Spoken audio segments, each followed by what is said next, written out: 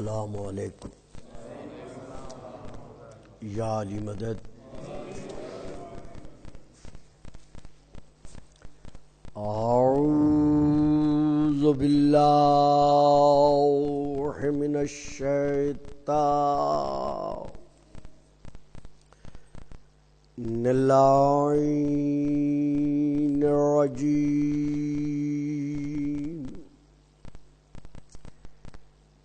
بسم اللہ الرحمن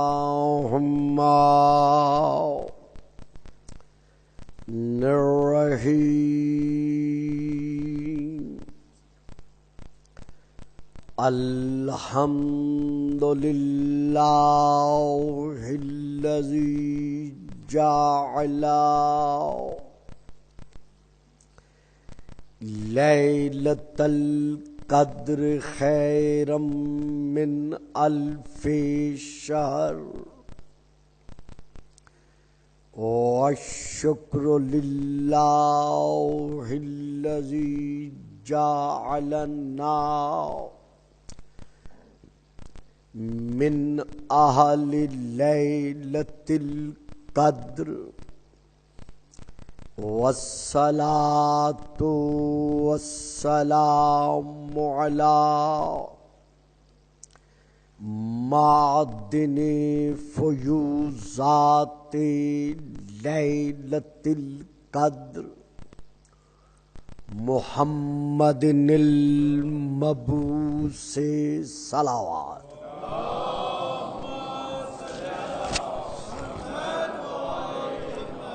قبل لیلۃ القدر وعلی جواہر علل ما ظہر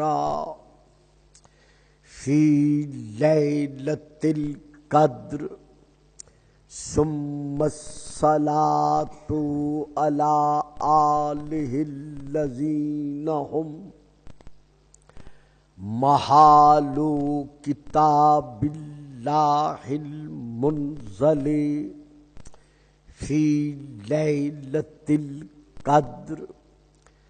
بل ہم کتاب اللہ الناطق المنزل فی لیلۃ القدر. وعلی شیعتہم الذین هم اوراق کتاب اللہ الذی نزل فی لیلۃ القدر لاقتباسہم المعارف من مشکات لیلۃ القدر. اما بعد فقد قال اللہ تبارک وتعالی الذی خالق لیلۃ القدر فی کتاب القدر. وعہدنا الی ابراہیم واسماعیل ان طہرا بیتیَ للطائفین والعاکفین والرکع السجود. صلوات.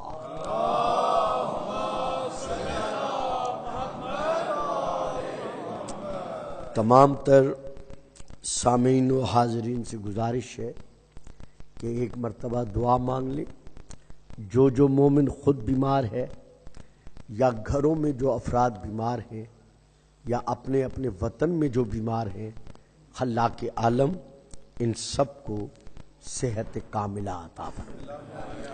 اسی طرح والدہ عابد شاہ صاحب، ڈاکٹر مرزا صاحب اور ان کی اہلیہ، ناظر قادمی صاحب کی دادی، حارث عرفان خان صاحب، محمد مہدی قادمی صاحب اور باقی جتنے بیمار ہیں، خدا سب کو ذکر محمد و آل محمد کے توسل سے صحت کلی عطا فرمائے. رحمت للعالمین کے دسترخوان رحمت کے صدقے میں اور محمد و آل محمد کے قاسم الرزق ہونے کے صدقے میں جو تنگی رزق کے تحت پریشان ہیں، خدا ان کے رزق میں وسعت اور برکت پیدا فرمائے۔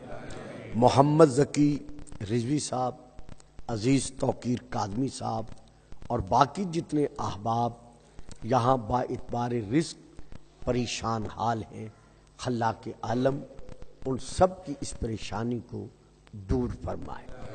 اپنے اپنے وطن میں اپنے اپنے گھرانوں کے جو احباب تنگی رزق میں مبتلا ہیں، خلاق عالم وہ خیر الرازقین محمد و آل محمد کے صدقے میں ان کے رزق میں وسعت عظیمہ پیدا فرمائے۔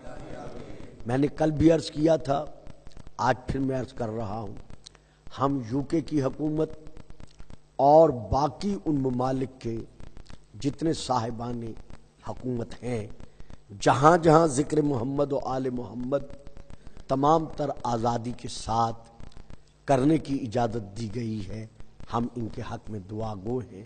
انسانیت کے ناطے پر جو انہوں نے قدم اٹھایا ہوا ہے، خلاق عالم اس کا انہیں یہاں اجر عظیم عطا فرمائے۔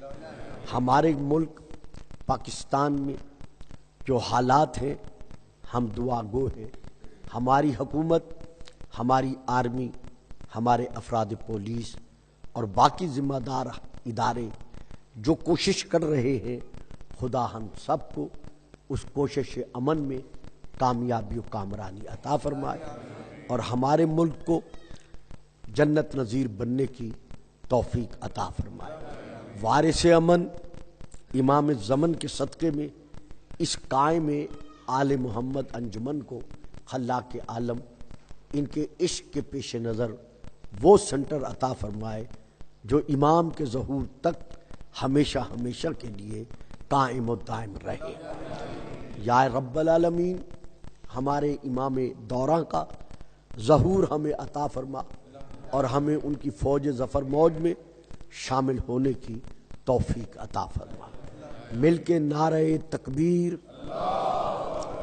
نعرہ تکبیر، نعرہ رسالت، نعرہ رسالت، نعرہ حیدری، نعرہ حیدری، حسینیت، حسینیت، یزیدیت، یزیدیت، باواز بلند صلوات۔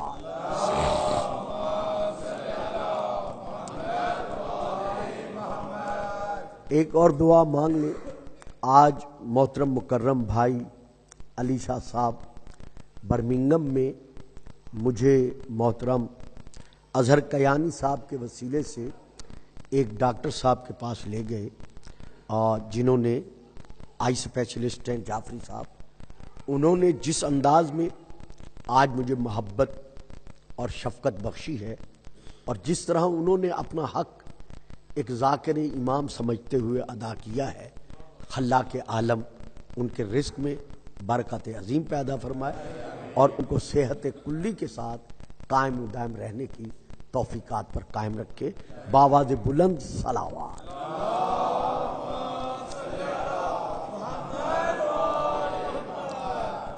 حضور، گزشتہ تقریر میں یہ عرض کیا جا چکا ہے کہ اگر منکرین وجود امام مہدی علیہ السلام اپنے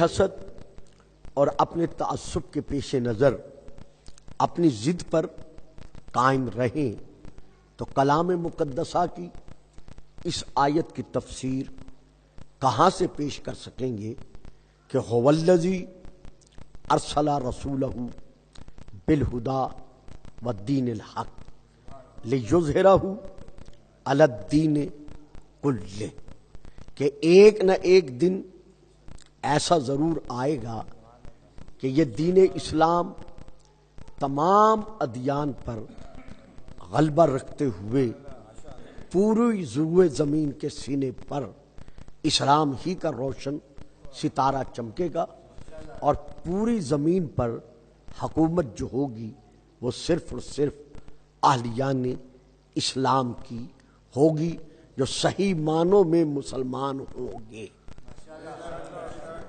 تو اب ابھی تک وصال رسول کے زمانے سے لے کر اس وقت تک تمام سینہ زمین پر مسلمانوں کی حکومت قائم نہیں ہو سکی۔ جہاں جہاں ہے وہ آپ کی نظر کے سامنے ہے۔ تو آخر اس آیت کی تفسیر نے ظاہر ہونا ہے اور وہ اللہ کا وعدہ ہے۔ تو اس کے پیش نظر تسلیم کرنا پڑے گا کہ ایک ایسا ہادی، ایک ایسا راہبر، ایک ایسا ریفارمر آنے والا باقی ہے جس کے متعلق رسول پاک ارشاد فرما کر گئے ہیں کہ ہوول مہدی، وہ میرا آخری جانشین، وہ میرا آخری خلیفہ، وہ میرا آخری وصی، جن کی تعداد 12 ہے، وہ 12واں میرا بیٹا امام مہدی ہوگا۔ اسی طرح اللہ کا قرآن میں واضح طور پر یہ فرمان موجود ہے، وَلَقَدْ كَتَبْنَا فِي الزَّبُورِ مِن بَعْدِ الذِّكْرِ أَنَّ الْأَرْضَ يَرِثُهَا عِبَادِيَ الصَّالِحُونَ۔ وَلَقَدْ اور البتہ، کتبنا فی الزبور، ہم نے زبور میں یہ لکھ دیا ہے۔ کیا لکھ دیا ہے؟ وَلَقَدْ كَتَبْنَا فِي الزَّبُورِ مِن بَعْدِ الذِّكْرِ، کہ ذکر کے بعد ان الارض یارثها عبادی الصالحون، بالتحقیق بلا ریب اور بلا شک اور بلا تردید کے اس پوری زمین، چونکہ الارض پر الف لام موجود ہے، ان الارض اس پوری زمین کے لیے یارثها اللہ نے وارث بنا دیے ہیں عبادی الصالحون، اپنے وہ بندے جو صالح ہیں۔ درود پڑھیے گا، صلوات۔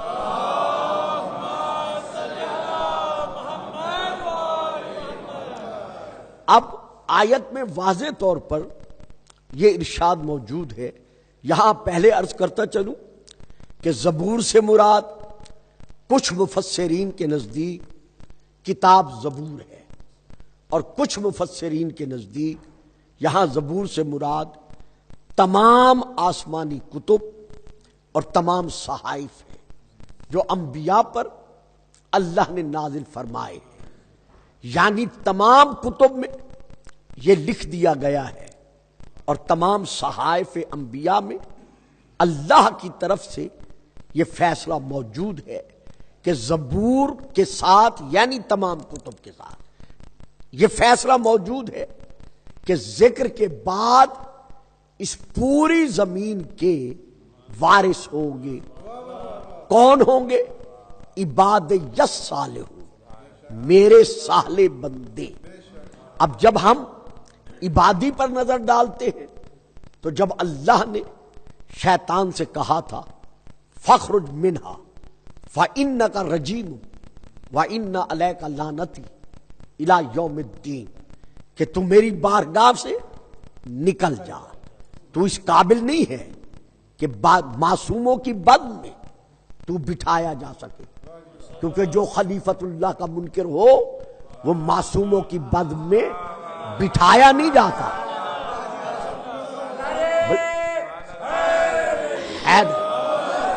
بلکہ وہ وہاں سے نکالا جاتا ہے۔ فخرج منہا، تو یہاں سے چلا جا، اور ہمیشہ ہمیشہ کے لیے تجھ پر میری لعنت برستی رہے گی۔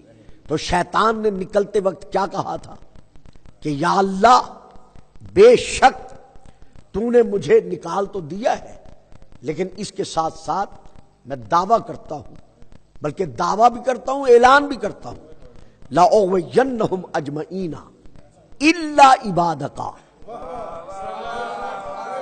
مِنْهُمُ الْمُخْلَصُونَ۔ کہ جہاں جہاں اولاد آدم کا اجماع ہوگا میں انہیں گمراہ کروں گا. جہاں بھی اولاد آدم کا اجماع ہوگا میں انہیں گمراہ کروں گا. الا عبادہ کا، مگر صرف تیرے ان بندوں کو میں گمراہ نہیں کر سکوں گا جو مخلصین ہیں، جو خالص تیرے بندے ہیں، میں ان کو گمراہ نہیں کر سکتا. تو اللہ نے جواباً کیا فرمایا؟ فرمایا جا تجھے مکمل طور پر حق کے آزادی حاصل ہے. جہاں جہاں تو جا کر اولاد آدم کو گمراہ کر سکتا ہے جا تو جا کے گمراہ کر. حتیٰ کہ مسجدوں کے حجروں میں بھی اگر تو گمراہ کرنے کا ارادہ کر چکا ہے تو تجھے حق کے آزادی حاصل ہے. لیکن میری بات بھی سنتا جا، میں قادر ہوں، میں قدیر ہوں، اور یہ میرا دعویٰ ہے کہ ان عبادی لیس لک علیہم سلطان، جو میرے بندے ہوں گے ان پر کبھی تیرا بس نہیں چلے گا. ان عبادی، بالتحقیق جو میرے عباد ہوں گے، جو میرے بندے ہوں گے، ان کو تو کبھی گمراہ نہیں کر سکے گا، ان پر کبھی تیرا بس نہیں چل سکے گا. تو اب جنہیں شیطان گمراہ نہ کر سکے ان سے نہ ہوگا گناہ صغیرہ. میں نے بہت سمیٹ کر عرض کیا ہے اور آپ خاموش ہو گئے ہیں. یعنی جن پر شیطان کا بس نہ چل سکے، جنہیں شیطان گمراہ نہ کر سکے، ان سے نہ گناہ صغیرہ ہوگا اور نہ گناہ کبیرہ ہوگا. اب جن سے نہ گناہ صغیرہ ہو نہ گناہ کبیرہ ہو انہیں کہا جاتا ہے معصوم. یعنی جن سے نہ گناہ صغیرہ صادر ہو اور نہ گناہ کبیرہ صادر ہو انہیں کہا جاتا ہے معصوم. یہی وجہ ہے کہ شیعان محمد و آل محمد کا جو بنیادی عقیدہ ہے، اس عقیدے کی تشریح یہ ہے کہ جتنے انبیاء ہیں اعتقادنا فی الانبیاء والرسل والائمۃ والملائکۃ کلہم معصومون. شیعوں کا یہ عقیدہ ہے، شیعان محمد و آل محمد کا، کہ جتنے انبیاء ہیں، جتنے مرسلین ہیں، جتنے ائمہ ہیں، واہ، اور جس قدر ملائکہ ہیں، ان سے یہ سب کے سب کیا ہے؟ کلہم معصومون. یہ سب کے سب معصومون ہیں. ان سے نہ گناہ کبیرہ ہوتا ہے نہ گناہ صغیرہ ہوتا ہے. پھر پنجتن پاک میں 12 ائمہ میں 14 معصومین میں اور ملائکہ اور باقی انبیاء کی عصمت میں ایک فرق ہے. ان سے گناہ نہیں ہوا، ترک اولا ہوا ہے. ان سے گناہ صادر نہیں ہوا، ترک اولا ہوا ہے. ترک اولا اور ہے، گناہ اور ہے. گناہ ہے بغاوت کے صلے میں، گناہ ہے نافرمانی کے صلے میں، گناہ ہے اطاعت کے انکار کے صلے میں. یہ ہے گناہ. ترک اولا کیا ہے؟ جو کام میرے شایان شان نہیں، اس کام کو کرنا یہ گناہ نہیں. یہ ترک اولا ہے کہ میرے شایان شان نہیں. آج مجھے لے گئے برمنگم سیر کرانے کے لیے، کہا گلفام صاحب چائے پیئیں گے، کافی پیئیں گے، فلاں شے کھائیں گے، یہ کریں گے. میں نے انکار کر دیا.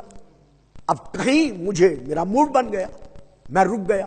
یہ میں مثال دے رہا ہوں، حقیقت نہیں ہے. موڈ بن گیا، میں رک گیا. فٹ پاتھ پر کھڑے ہو کر میں وہاں کچھ کھانے لگ گیا.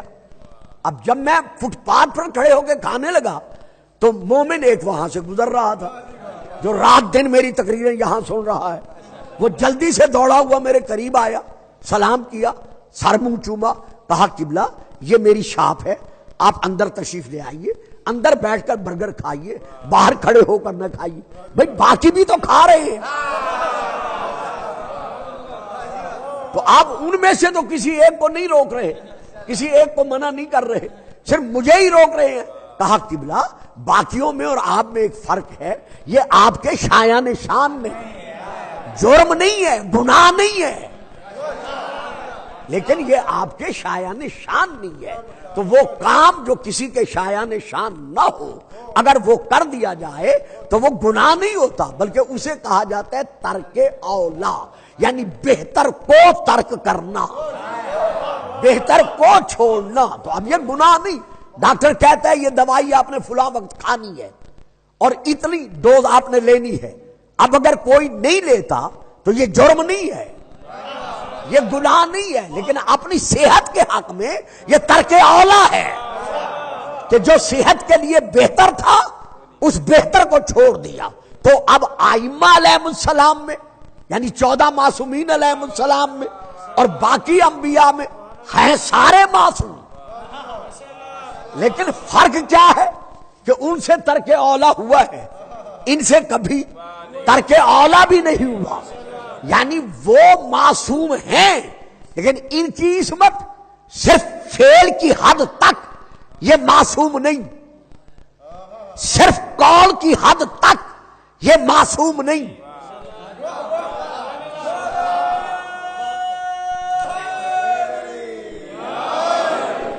یہ فعل کی حد پر بھی معصوم ہے۔ وما رمیتا اذ رمیتا ولکن اللہ رما، یہ کنکریاں تو نے نہیں پھینکی، یہ میں اللہ پھینک رہا ہوں۔ تو یہ فعل کی حد تک بھی معصوم ہے، قول کی حد پر بھی معصوم ہے۔ وما ینطق عن الہوی ان ہوا الا وحی یوحی، میرا حبیب اس وقت تک بولنے کا ارادہ ہی نہیں کرتا جب تک میری وحی نہ ہو۔ گویا قول کی حد پر بھی معصوم ہے، اب ارادے کی حد پر بھی یہ معصوم ہے۔ میں پھر عرض کرتا ہوں بڑے آرام سے، جس طرح فعل کی حد پر یہ معصوم ہے، جس طرح قول کی حد پر یہ معصوم ہے، اسی طرح ارادے کی حد پر بھی یہ معصوم ہے۔ وما تشاءون الا ان یشاء اللہ، اے آل محمد تم نہیں چاہتے مگر وہی چاہتے ہو جو اللہ چاہتا ہے۔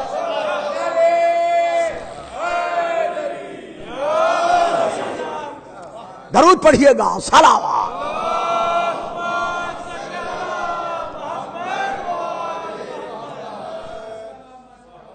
تو اللہ کا وعدہ ہے وَلَقَدْ كَتَبْنَا فِي الزَّبُورِ مِن بَعْدِ الذِّكْرِ أَنَّ الْأَرْضَ يَرِثُهَا عِبَادِيَ الصَّالِحُونَ، ذکر کے بعد اللہ پوری زمین کا وارث بنائے گا۔ کن کو بنائے گا؟ عِبَادِيَ الصَّالِحُونَ، اپنے صالح بندوں کو، اپنے صالح بندوں کو۔ تو یہ عبادیہ ثابت کر رہا ہے کہ ایک دن ایسا ضرور آئے گا جب پوری زمین کے سینے پر غیر معصوموں کی نہیں بلکہ معصوم کی حکومت ہوگی۔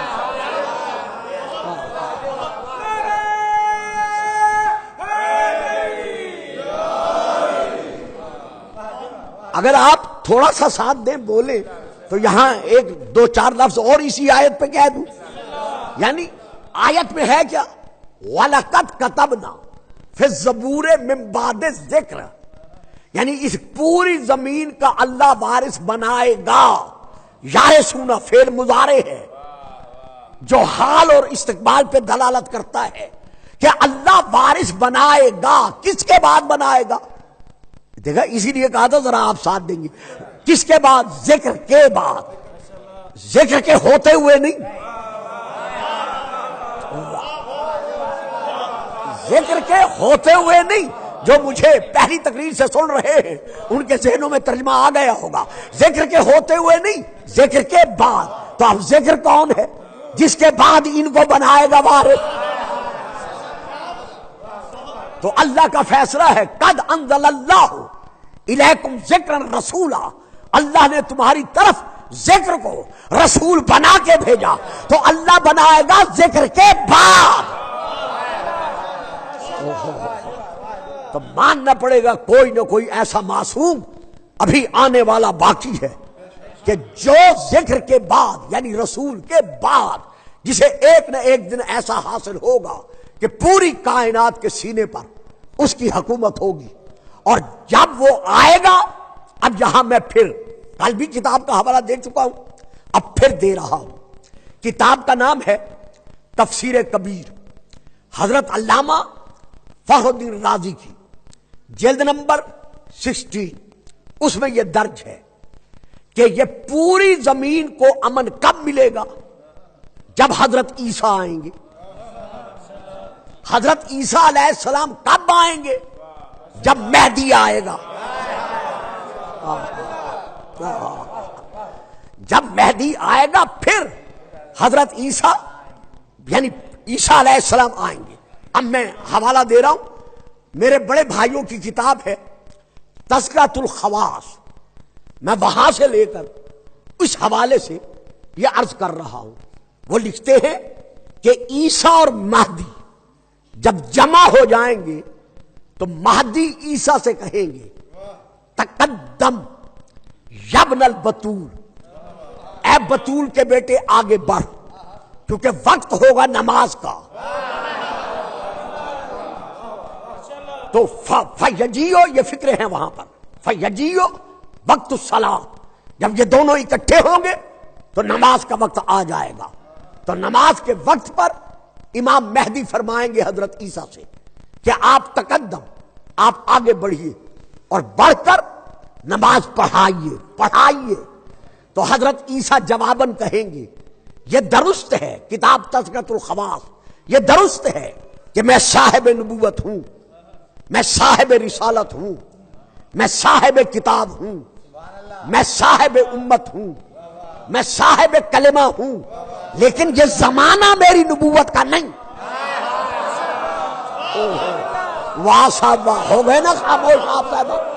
اللہ اکبر.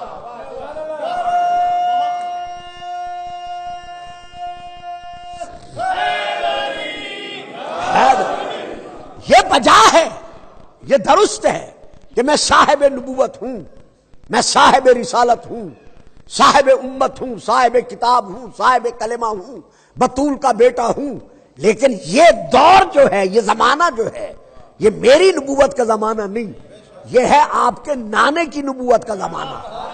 اور آپ ہیں اپنے نانے کے آخری وصی. آپ ہیں خاتم الاوصیاء، آپ ہیں محمد رسول اللہ جیسے نبی کے آخری خلیفہ. تو چونکہ آپ ان کے وصی ہیں اور یہ زمانہ ان کی نبوت کا ہے، لہذا نماز آپ پڑھائیں گے، میں پیچھے پڑھ کر لوگوں کو دکھاؤں گا کہ جس کے پیچھے عیسیٰ نماز پڑھ رہا ہے اب امامت اسی کا حق ہے.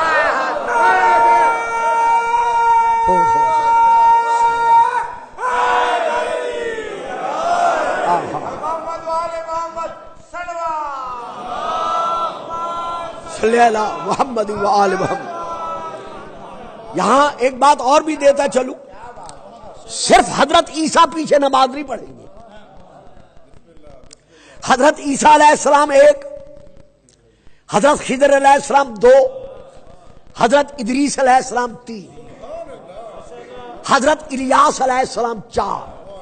یہ چاروں نبی میرے امام کے پیچھے، ہمارے امام کے پیچھے، رسول کے نائب کے پیچھے کھڑے ہو کر نماز پڑھیں گے.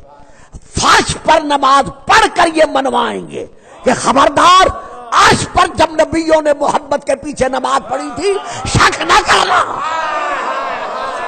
ہوئے ہوئے ہوئے.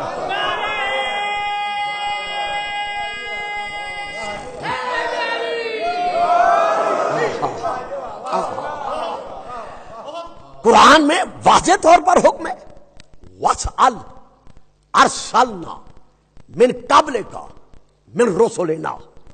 میرا حبیب اسأل، سوال کر، من ارسلنا، ہر اس نبی سے، رسول سے جس کو ہم نے صاحب نبوت، صاحب رسالت بنا کر بھیجا ہے.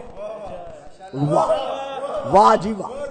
میں ہر روز ہر تقریر میں کہتا ہوں کہ یہ وہ اجتماع ہے جس میں تشریح کی ضرورت نہیں ہے. ابھی راستے میں محسن بیٹے سے بھی یہی بات ہو رہی تھی، وہ مجھ سے کہہ رہے تھے قبلہ آپ نے ہمارے مجمع کو کیسے پایا؟ تو میں نے یہی جواب انہیں دیا، بیٹھا ہوا ہے میرا عزیز.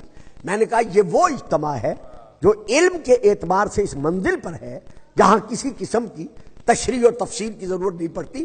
یہ الگ بات ہے کہ چاہتے ہیں میں کچھ تفسیر کروں تو اس لیے خاموش ہو جاتے ہیں. درود پڑھیے گا. سلام.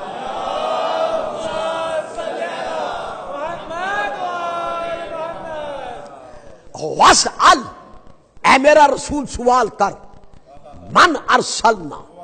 اب آگے دیکھیے، من قبل کا، جس کو تجھ سے پہلے ہم نے نبی اور رسول بنا کے بھیجا ہے، تو اس سے سوال کر. تو رسول کیسے سوال کرے جب وہ آیا ہی پہلے ہے؟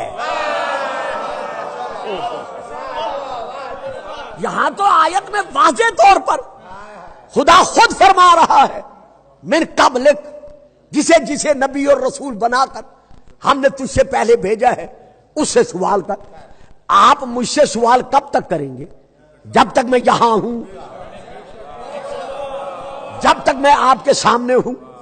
ایک دو دن بعد میں واپس جا رہا ہوں انشاءاللہ، تو آپ کہاں سوال کریں؟ ہاں پاکستان ملیں گے تو پھر الگ بات ہے، لیکن یہاں تو تب سوال کریں گے نا جب تک میں آپ حاضر ہوں، موجود ہوں، آپ کے سامنے ہوں.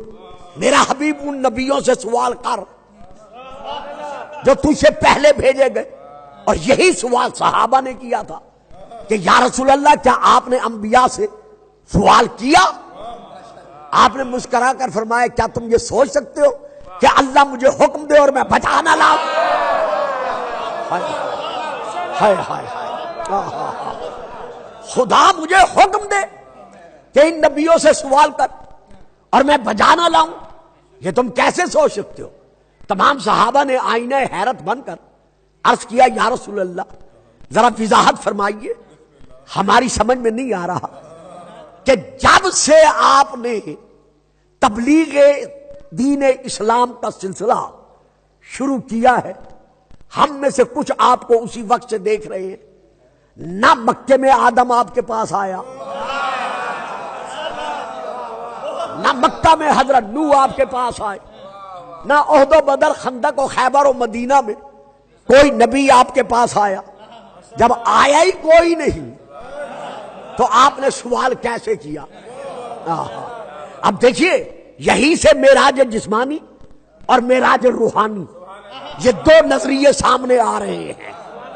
یعنی جو لوگ کہتے ہیں معراج جسمانی نہیں ہے، روحانی ہے، یعنی خواب کی حالت میں ہے، جسم کی حالت میں نہیں ہے، وہ دلیل کیا دیتے ہیں؟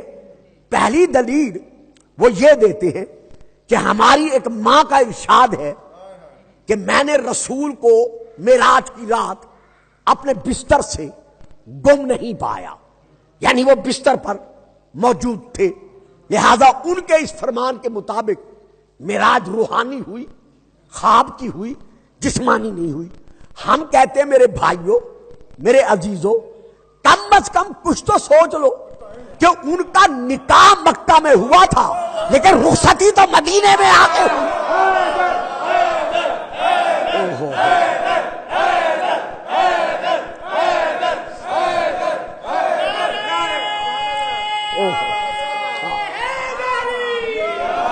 یار جیتے رہو بیٹا، درود پڑھیے گا. صلوات.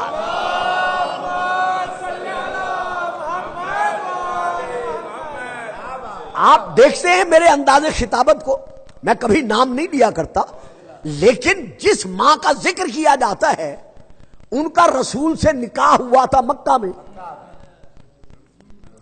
اور رخصتی ان کی ہوئی تھی مدینے میں آ کر، اور واقعہ معراج ہے رسول کا مکہ میں.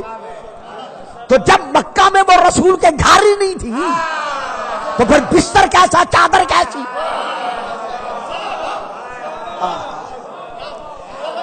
ایک فکرہ دوں گا، صرف ایک فکرہ، باخدا ایک فکرہ دوں گا.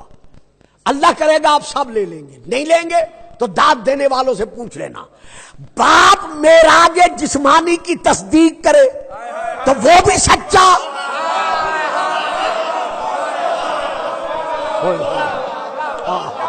واہ صاحب بڑی مہربانی آپ نے لے لی. باپ رسول کے معراج جسمانی کی جب میں نے فاضل اردو کیا تھا پاکستان میں تو اس میں 8 شرطیں تھیں ان کے سچے ہونے کی دلیل میں. تو اس دلیل میں دوسری شرط یہی تھی کہ جب رسول نے فرمایا کہ آج شب میں معراج جسمانی حاصل کر چکا ہوں تو انہوں نے سب سے پہلے تصدیق کی، باقیوں کی تصدیق کرنے سے پہلے۔ جس نے تصدیق کی وہ تو یاد رہ گئے، اس کا ذکر تو کتابوں میں کر دیا، اور جو مسکرا کے کہہ رہا ہے یا رسول اللہ اپنی معراج کے حالات آپ سنائیں گے یا میں علی آپ کو سنا دوں؟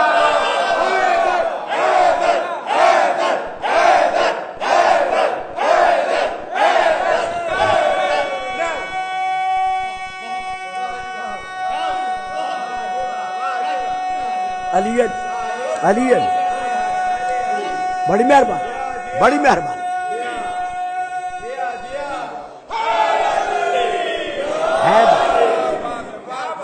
تو ان 8 دلائل میں سے، شرطوں میں سے پہلی دلیل دوسری یہ تھی کہ انہوں نے معراج جسمانی کی تصدیق کی۔ تو باپ تصدیق کرے معراج جسمانی کی، وہ بھی سچا۔ اب اگلا فکرہ تو میں نے نہیں کہنا تھا اپنے مزاج خطابت کے مطابق۔ تو پھر کہا جاتا ہے جی فلاں صاحب ملوکیت کا یہ فرمان ہے کہ رسول کی معراج جسمانی نہیں ہے، رسول کی معراج روحانی ہے۔ بھائی ہم آہ بھی کرتے ہیں تو ہو جاتے ہیں بدنام، وہ قتل بھی کرتے ہیں تو چرچا نہیں ہوتا۔ جن کا نام لے رہے ہو وہ تو اس وقت مسلمان ہی نہیں بنے تھے۔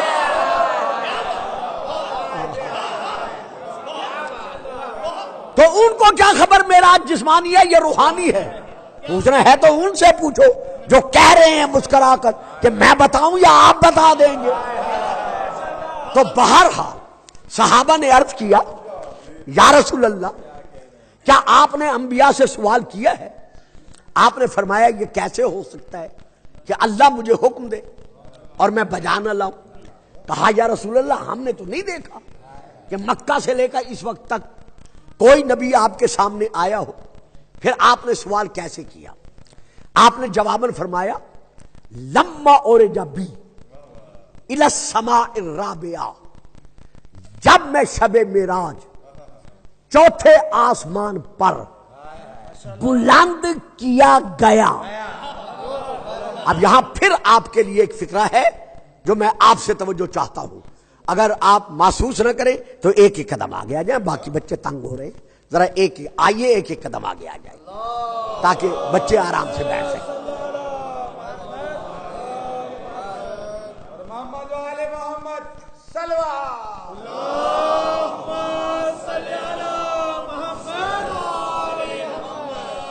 جب میں شب معراج چوتھے آسمان پر بلند کیا گیا، یہ نہیں کہا بلند ہوا۔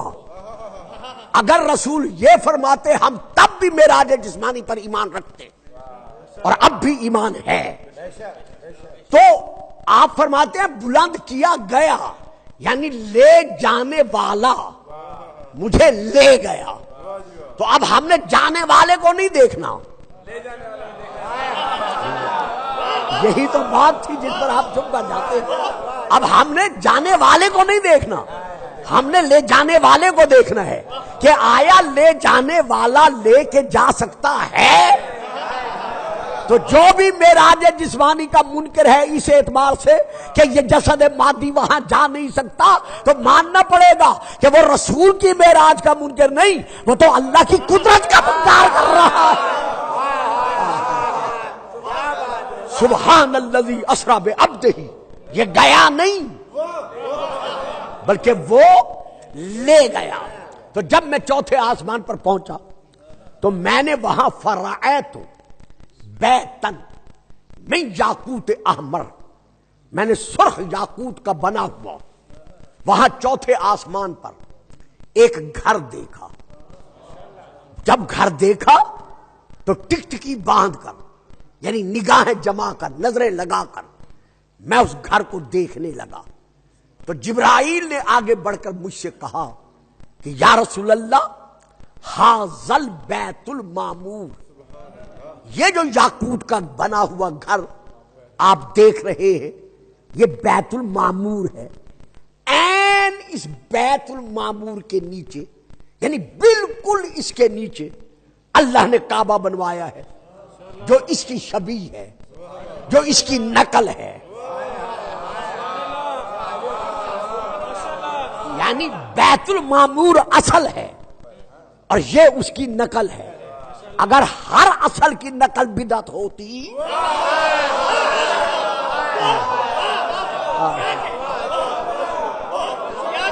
تو اللہ بیت المعمور کی نقل کعبہ کو نہ بناتا.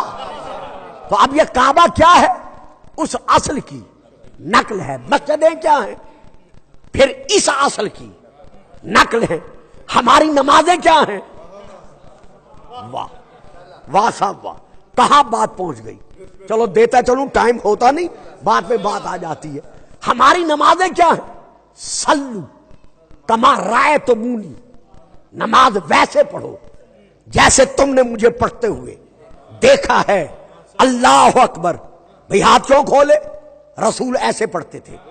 اللہ اکبر، بھئی یہاں سینے پہ ہاتھ کیوں رکھے؟ رسول اس طرح رکھتے تھے. اللہ اکبر، بھئی ناف پہ ہاتھ کیوں رکھے؟ رسول اس طرح رکھتے تھے. تو ہر ایک نے اپنی نماز کو رسول کی نماز کی طرف پلٹا کر یہ ثابت کر دیا کہ رسول کی نماز ہے اصل، ہماری ہے اس اصل کی نقل. اگر ہر اصل کی نقل شرک ہے،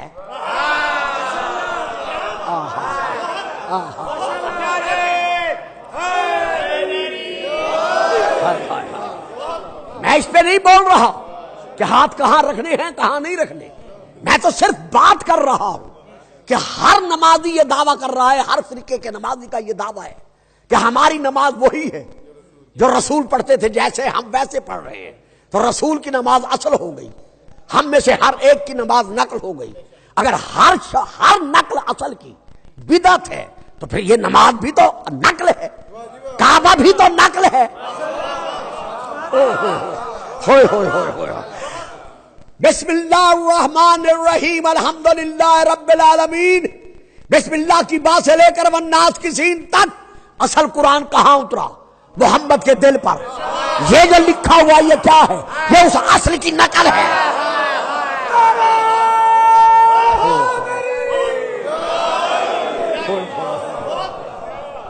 درود پڑھیے گا، صلوات.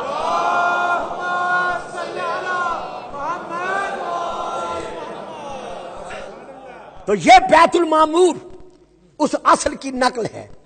یہ بیت المعمور اصل ہے، کعبہ اس کی نقل ہے. تم یا محمد فصلی الیہ، یا رسول اللہ کھڑے ہو جائیں اور اس کی طرف رخ کر کے نماز پڑھیں. رسول فرماتے جب میں نماز پڑھنے کے ارادے سے کھڑا ہوا، جمع اللہ النبیین، نبیین پر الف لام ہے استغراقی، جتنے نبی تھے اللہ نے سب کو جمع کیا. واہ جی واہ، واہ جی واہ. میری بات یاد ہے نا کہ 12ویں آقا کے پیچھے نبی نماز پڑھیں گے، ہے نا یاد؟ جتنے نبی تھے اللہ نے سارے نبیوں کو ہمارے نبی کے سامنے جمع کیا. اب ہمارے رسول پاک کے متعلق لکھا ہوا ہے کہ آپ فرماتے ہیں کہ میں سوچنے لگا کہ آدم میرا باپ صفی اللہ ہے، نوح میرا باپ نجی اللہ ہے، ابراہیم میرا دادا خلیل اللہ ہے، اسماعیل میرا باپ ذبیح اللہ ہے، موسیٰ میرا بھائی کلیم اللہ ہے، عیسیٰ میرا بھائی روح اللہ ہے. تو اب نماز کون پڑھائے گا؟ انبیاء کی صف کی امامت کون کرائے گا؟ یعنی انہیں پیچھے کھڑا کر کے نماز کون پڑھائے گا؟ تو لاہور کے ایک علامہ گزرے ہیں، علامہ الہی بخش صاحب، خطیب جامع مسجد کشمیری بازار لاہور. ان کی ایک کتاب ہے جس کا نام ہے اردو میں معراج النبی.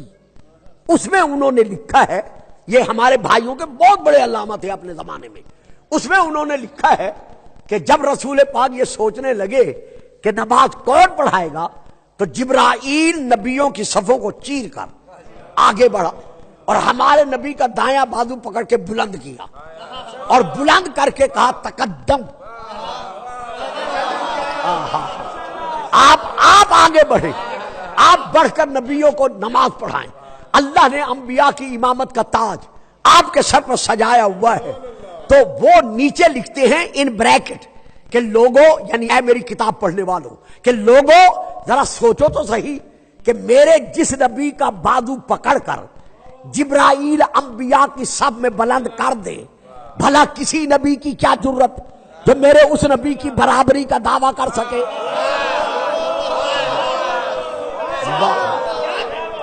یہ انہوں نے لکھا ہے، یہ میں نہیں پڑھ رہا، کہ میرے جس نبی کا بازو پکڑ کر جبرائیل صف انبیاء میں بلند کر دے، کسی نبی کی کیا ضرورت جو میرے اس نبی کی برابری کا یا ہمسری کا دعویٰ کر سکے؟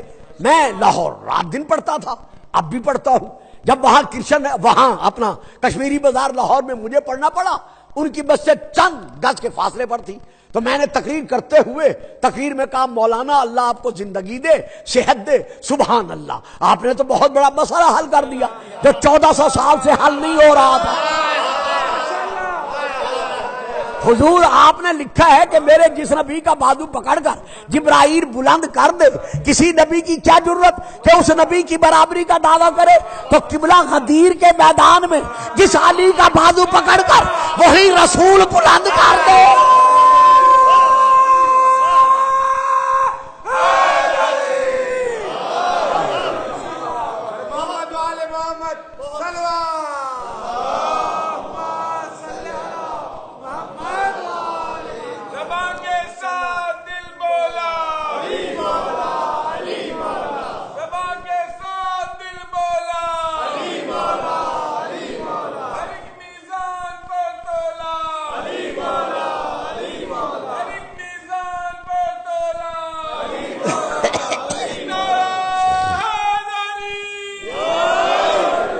تو آپ فرماتے ہیں صفو ورائی صفن، میرے پیچھے تمام انبیاء نے صفیں منائی۔ کیسا روح پرور منظر ہوگا کہ انبیاء نمازی ہے، ملائکہ نمازی ہے، ہمارے رسول نماز پڑھا رہے ہیں۔ جب انبیاء کو ملائکہ کو نماز پڑھا چکے، آپ فرماتے ہیں آتانی آتن من عند ربی، میرے رب کی طرف سے ایک فرشتہ آیا اور سلام کے بعد اسے مجھ سے کہا کہ تیرا رب تجھ سے فرما رہا ہے سل الرسلا، ان رسولوں سے سوال کر۔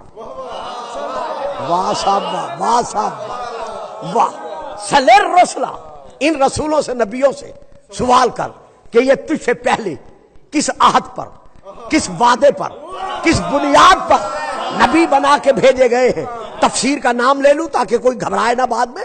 تفسیر نیشا پوری میرے بڑے بھائیوں کی کتابوں میں سے ایک تفسیر ہے، میں وہاں سے لے کے پڑھ رہا ہوں۔ رسول پاک فرماتے ہیں جیسے میں نے انبیاء کی طرف دیکھا اور دیکھ کر میں نے پوچھا کہ اے گروہ یا معاشر الانبیاء، اے گروہ انبیاء مجھ سے پہلے تم کس عہد پر، کس وعدے پر، کس بنیاد پر نبی بنا کر بھیجے گئے؟ قالت الرسل، تو تمام رسولوں نے مل کر جواب دیا الا شہادت ان لا الہ الا اللہ، اللہ نے اپنی توحید کا اقرار کرایا، وعن نبوت کا، تیری نبوت کا اقرار کرایا، ولایت علی ابن ابی۔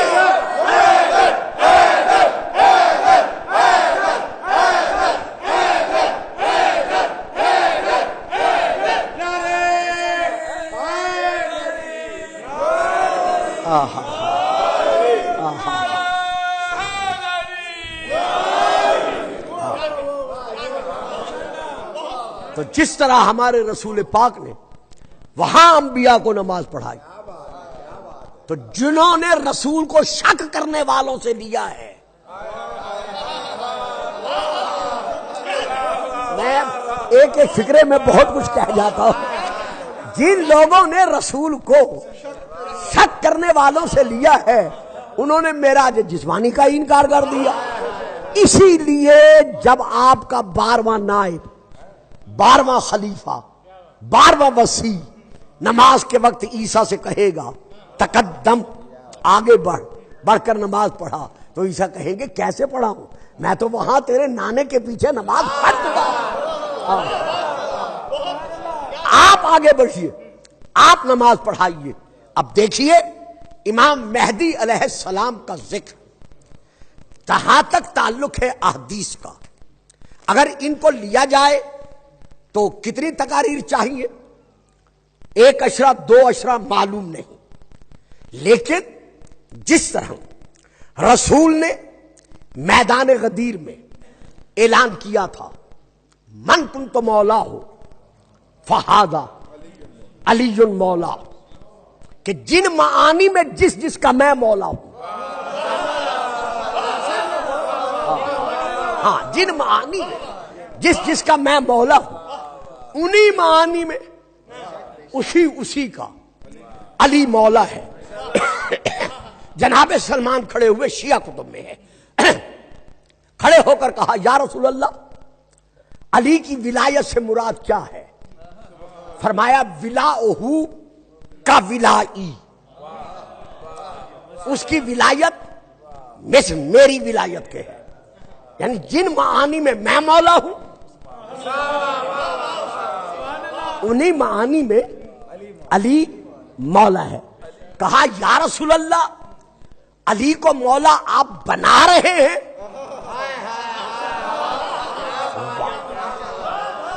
فرمایا نہیں، انبیاء کا کام بنانا نہیں،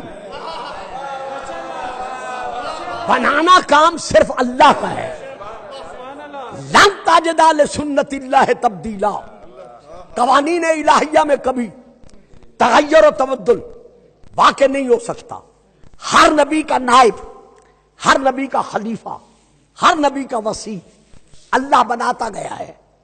ہر نبی اللہ کے حکم سے اپنی امت کے سامنے اس کا اعلان کر کے سناتا گیا ہے، یعنی اگر اس نے بنایا ہے تو اللہ کے حکم سے بنایا ہے۔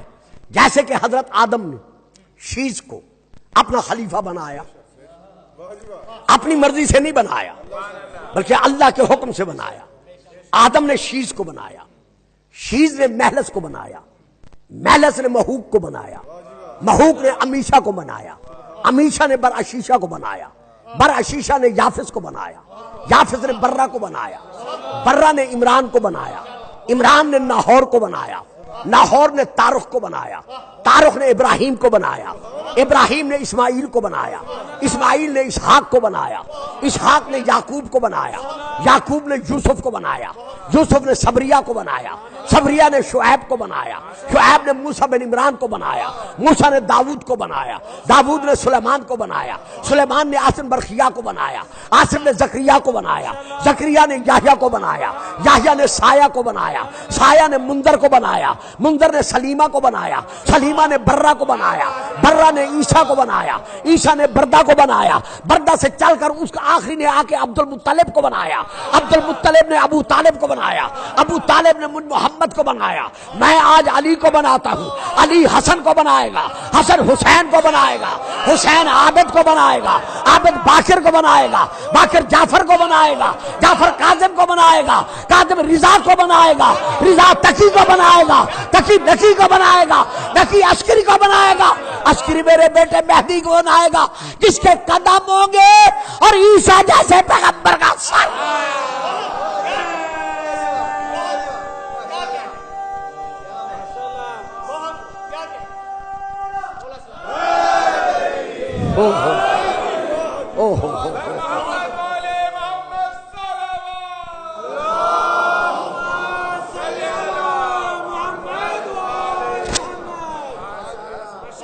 کتاب کا نام ہے مسند احمد بن حنبل، جلد نمبر 4۔ رسول نے غدیر میں فرمایا من کنت مولا ہو فہذا مولا ہو، فہذا مولا ہو۔ نمبر 2 السنن الکبریٰ نسائی کی، جلد نمبر 5۔ حدیث کے فکر یہ ہے من کنت مولا ہو فإن علیًا مولا ہو۔ کتاب نمبر 3 البدایہ والنہایہ، جلد نمبر 7۔ حدیث کے فکر یہ ہے من کنت مولا ہو فإن ھذا علی مولا ہو۔ نمبر 4 کنز الامال، جلد نمبر 13۔ حدیث کے فکر یہ ہے من یکن اللہ ورسولہ مولا ہو فإن ھذا مولا ہو۔ نمبر 5 تاریخ مدینہ تو دمشق، جلد نمبر 42۔ حدیث کے فکر یہ ہے من کان اللہ ورسولہ ولیہ فعلی مولا ہو۔ نمبر 6 شواہد و تنظیر لقواعد التفضیل، جلد نمبر 1۔ حدیث کے فکر یہ ہے علی مولا من انا مولا ہو، یعنی جیسے جیسے صحابہ بیان کرتے گئے ویسے ویسے کتب میں احادیث کو جمع کر دیا گیا۔ اب ہم آتے ہیں امام مہدی علیہ السلام پر، کیونکہ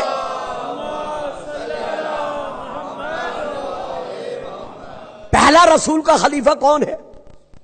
انا علی، پہلا خلیفہ ہے رسول کا علی، وآخرہم ولدی، اور آخر میرا بیٹا مہدی ہے۔ اسی لیے 9 ربیع الاول کو غدیر دوم کا دن کہا جاتا ہے، یعنی 9 ربیع الاول کے دن کے جو نام ہیں ان ناموں میں سے ایک نام ہے غدیر دوم۔ تو اس کے متعلق جتنی احادیث ہے میں نے کم شریف بیٹھ کر کافی جمع کی ہے، اب اتنا وقت نہیں ہے، اس لیے میں چند حوالہ جات کے ساتھ چند احادیث کا ذکر کر رہا ہوں۔ احادیث میں ہے، ان احادیث کی تعداد ہے 192، جن میں یہ درج ہے مہدیو من ولد فاطمہ، مہدی فاطمہ کی اولاد میں سے ہوگا۔ نمبر 2، 148 احادیث میں ہے کہ امام مہدی امام حسین کے 9 فرزند ہیں، یعنی 9 فرزند ہوگا امام مہدی امام حسین علیہ السلام کا۔ گننے کی ضرورت تو نہیں نا، ذہن میں آ گیا نا؟ اچھا جی، پھر 185 185 احادیث میں ہے کہ امام مہدی امام زین العابدین علیہ السلام کی اولاد میں سے ہیں، یعنی حسنی بھی ہیں حسینی بھی ہیں۔ نہیں، کافی سے زیادہ خاموش ہو گئے ہیں۔ امام زین العابدین کا حرم مبارک جو بنا تھا وہ کون تھے؟ امام حسن علیہ السلام کی دختر بیٹی سیدہ فاطمہ ان کا نام تھا، وہ حرم بنی تھی حضرت امام زین العابدین کا، ان کے ظرف مبارکہ سے امام زین العابدین کو ملے تھے حضرت امام محمد باقر۔ تو اب جو دریا الگ ہو گئے تھے وہ پھر مل گئے۔ واہ جی واہ، سلامتی ہو آپ سب کی، جو سمجھ گئے ہو درود پڑھ دو، باقی خاموش رہو۔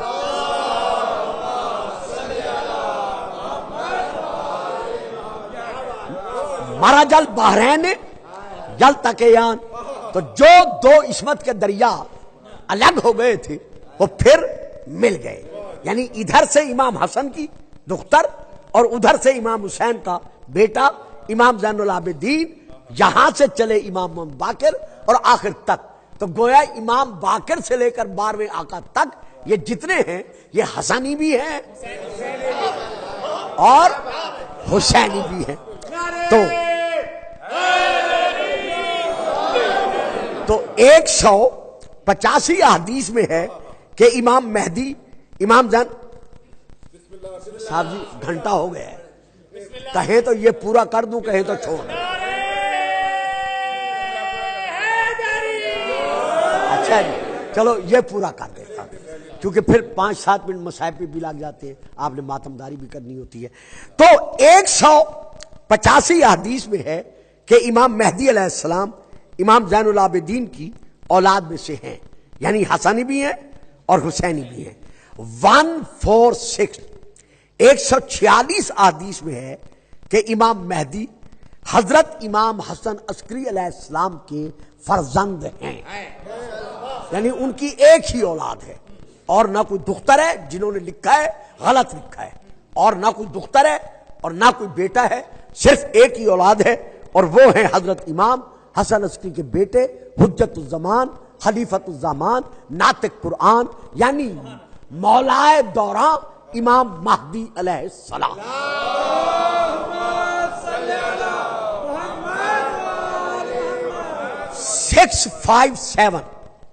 657 احادیث میں آپ کی غیبت صغریٰ اور غیبت کبریٰ کا تفصیلی ذکر موجود ہے، اور یہ بھی موجود ہے کہ غیبت صغریٰ میں مومنین نے کن فرائض کو انجام دیا اور غیبت کبریٰ میں مومنین نے کن فرائض کو آمد امام کی خاطر انجام دینا ہے، اور ان فرائض میں سے سب سے بڑا فریضہ جو لکھا ہوا ہے وہ یہ ہے کہ اپنے آپ کو قول میں، فعل میں، کردار میں، گفتار میں اس قابل بنانا ہے کہ امام کو بلانے والا یہ سوچ کے بلائے کہ آیا میرا گھر امام کے آنے کے قابل ہے۔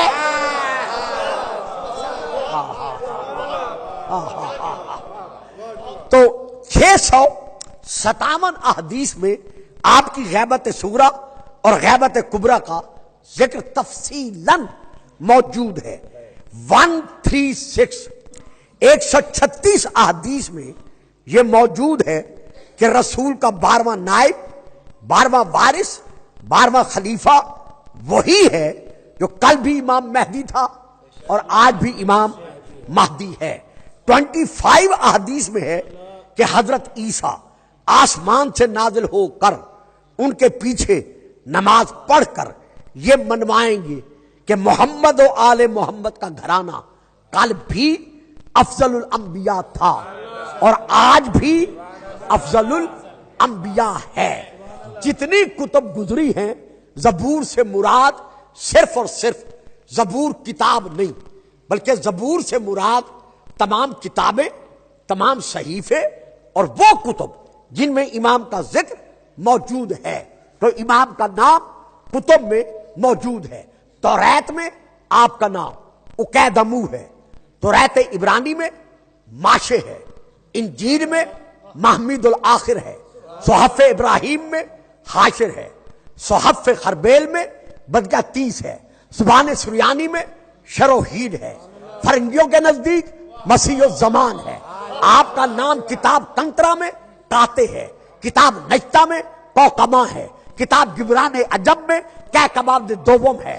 آپ کا نام ارماتش کی کتاب میں شماتیل ہے، زردشت کی کتاب ماریتین میں زند آفریش ہے، کتاب ابی کلیون میں برہان اللہ ہے۔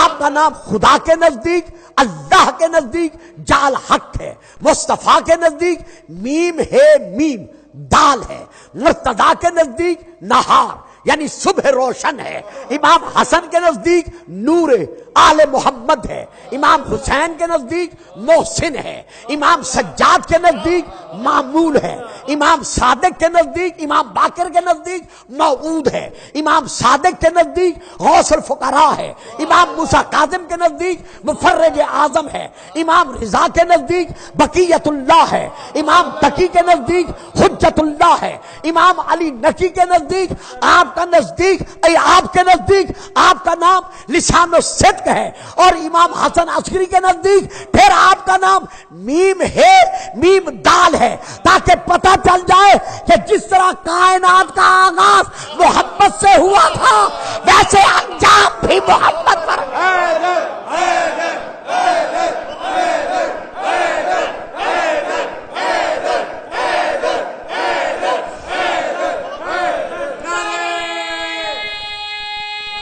ہوئے ہوئے۔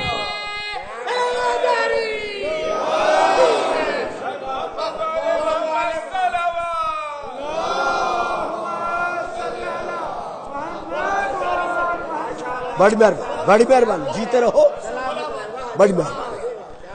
ہمدانی صاحب بیٹا، یہ ایسا موضوع نہیں ہے جو ایک دو تقاریر میں سمیٹا جا سکے۔ اس موضوع کے لیے سامعین کو بھی تیار ہونا پڑتا ہے کہ وہ یہ نہ کہیں جی آج بڑی خشک تقریر کر دی، آج پتہ نہیں مولوی صاحب کدھر ٹر کے چلے گئے نہیں۔ یہ وہ موضوع ہے دیکھیں سب سے بڑا جو اس وقت اعتراض ہو رہا ہے امام مہدی پر، ہم پر، وہ آپ سب کے علم ہے، آپ تو یہاں بیٹھے یوٹیوب کے ذریعے سے، انٹرنیٹ کے ذریعے سے، باقی وسائل سے آپ کو علم ہے۔ سب سے بڑا اعتراض یہ ہو رہا ہے کہ ان کا امام مہدی جو ہے وہ ایک کنیز کی اولاد میں سے ہے، تو پہلے یہ ثابت کرنا پڑے گا کہ لفظ کنیز کس پہ بولا جاتا ہے۔ بی بی ہاجرہ کون تھی؟ یعنی یہ ایک بہت بڑا بہت وسیع چیپٹر ہے۔ امام پر بولنے کے لیے مجھ جیسے معمولی سے طالب علم کو کم از کم 2 3 4 اشرے چاہیے، یعنی جس میں یہ ثابت کیا جا سکے کہ اگر خواب کو رد کرو گے تو پھر قربانی کرنا چھوڑ دو، ابراہیم نے بھی خواب دیکھا تھا۔ تو بہرحال بات جو ہے میں جہاں پہنچانا چاہتا تھا میں پہنچا نہیں سکا، بس میں یہی رکتا ہوں کہ یہی وہ ہمارا امام ہے جو پردہ غیبت میں رہ کر رات دن فرما رہا ہے، میری دادی میں آپ کے غم میں خون کے آنسو رو رہا ہوں۔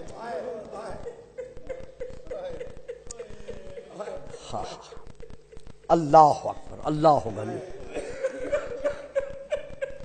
روز و شب میرا مولا پردہ غیبت میں رہ کر آپ سے اپنے مظلوم دادا کا، اپنے مظلوم گھرانے کا، اپنی مظلومہ دادی کا پرسہ لے رہا ہے۔ شاید یہ روایت آپ پہلے سن چکے ہوں گے، اگر نہیں سنی تو میں عرض کر رہا ہوں، لیکن مجھے یقین ہے سن چکے ہوں گے کہ جب جناب سیدہ بطول عذرا کے پہلو مبارکہ پر جلتا ہوا دروازہ گرا تھا، اللہ اکبر، اللہ اکبر، اور وہ لوہے کی میخیں جو دیوار اور دروازے میں گڑی ہوئی تھی، جب وہ جلتا ہوا دروازہ گرا تو بی بی کے دائیں پہلو پر وہ دروازہ گرا۔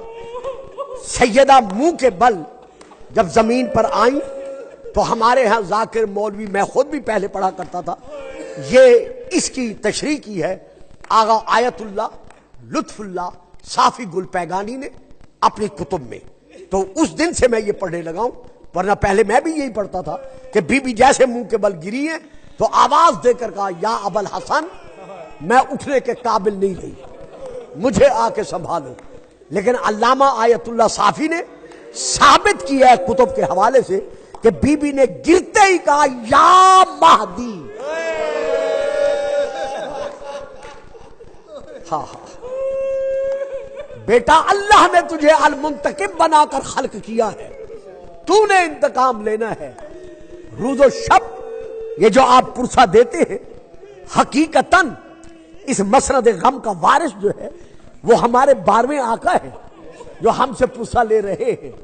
جیسے غریب زہرا کا، مظلوم حسین کا ذکر آتا ہے، آپ جب روتے ہیں مولا پردے میں بیٹھ کر آپ کا پرسہ قبول کرتے ہیں، تو جیسے سیدہ بطول عذرا کے پہلو پر دروازہ گرا اور بی بی زمین پر آئیں، منہ کے بل سیدہ زمین پر آئی ہے۔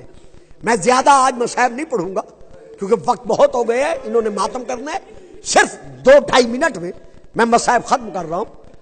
بی بی کہاں ہے؟ گھر کے اندر۔ گھر کا دروازہ اندر جانے کا ایک تھا، ذرا میری بات سن لیجئے گا، یہاں رونا نہ آئے۔ جب آپ مصلی پر بیٹھے، تنہا بیٹھے، نماز سے فارغ ہو کر تسبیح فاطمہ زہرا پڑھیں تو یہ روایت کے فکر ذہن میں لے آئیں، وہی آپ کا گریہ ہو جائے گا، مجلس تمام وہی ہو جائے گی اگر یہاں رونا نہ آئے۔ سیدہ بطول منہ کے بل زمین پر گری ہے، جب بی بی دروازے پر آئی تھی کمر سیدھی تھی، میں تشریح نہیں کرتا، جو میں نے عرض کیا بہت تھوڑی دیر پڑھتا ہوں، کمر سیدھی تھی، سر کے بال سیاہ تھے، لیکن جب دروازہ گرا ہے اور بی بی جب اٹھی ہے کمر جھک گئی، سر کے بال سفید ہو گئے، زخمی پہلو پہ ہاتھ آیا، تو بی بی کہاں تھی؟ زمین پر۔ اب میں آپ سے معافی مانگتا ہوں، مولا حسین جو میں نے پڑھا ہے وہی میں پڑھ رہا ہوں کہ بی بی زمین پر آئی، کچھ لوگ جن کی تعداد ہے 300، یعنی 300 کے برابر لوگ دروازے پر آئے تھے بی بی کو پرسہ دینے۔ بچے نہیں سمجھ سکتے، آپ تو سمجھ سکتے کہ میں کتنے ادب سے گزر گیا، یعنی 300 مسلمان یتیمہ محمد کے دروازے پر آئے تھے انوکھے انداز میں پرسہ دینے۔ تو جب بی بی زمین پر آئیں اور دروازہ کہاں تھا؟ बीबी के पहलू पर। अब मैं आपसे भी माफी मांगता हूं, मां बहनों बहू बेटियों से भी माफी मांगता हूं, जो बड़ी रिवायत सख्त है, मैं बड़े अदब से गुजर जाऊंगा। सैयदा के घर में दाखिल होने का दरवाजा एक था और वो भी एक तख्ता, यानी एक ताक का था। यूं तसव्वुर करें दरवाजा सिर्फ यही एक है, वो नहीं है। अब जो भी इधर हाल में आएगा इसी दरवाजे से आएगा। अब बतूल है दरवाजे के नीचे, बस मैं आगे पढ़ने की ताकत नहीं रखता। अल्लाह जाने कौन कौन अंदर गया। बतूल पर क्या जुल्म हुआ कि दाएं पहलू की हड्डियां बाएं तरफ आ गई, बाएं की दाएं तरफ आ गई। आवाज देकर कहा, बाबा किसकी ताजीम को उठता था।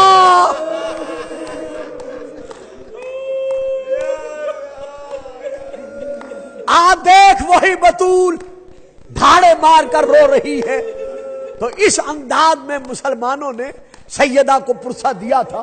मैं कहता हूं बीबी, जब आप पर जुल्म हुआ, आपको अली ने संभाला, हसनैन ने संभाला, हाशमी औरतों ने संभाला, घर के बाकी अफराद ने संभाला। आप 18 बरस की तो थी, लेकिन आओ जरा करबला में देखो, आपकी 4 साल यतीम पोती सकीना को कैसा पुरसा मिला जब बाबा के लाशे से लिपट कर रोई। शिमर ने एक हाथ बच्ची की जुल्फों में डाला और दूसरे हाथ के साथ ऐसा जुल्म किया कि बच्ची की चीखें निकल गई। आवाज देकर कहा, चचा अब्बास, चचा अब्बास, मैं तमाचे खा रही। मातम हुसैन, मातम हुसैन, मातम हुसैन।